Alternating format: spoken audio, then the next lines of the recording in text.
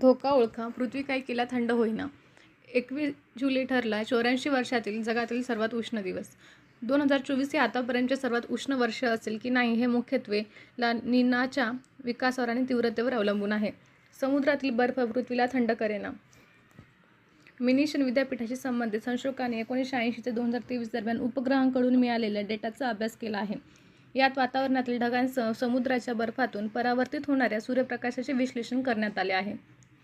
समुद्रातील बर्फाची पृथ्वीवरील वातावरण थंड ठेवण्याची क्षमता जवळजवळ दुप्पट कमी झाल्याचे अभ्यासात दिसून आले आहे. तापमान का वाढते?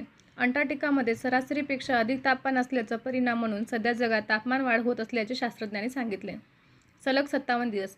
जुलै 2023 व मागील सर्व वर्षाच्या तापमानात मोठा फरक आहे.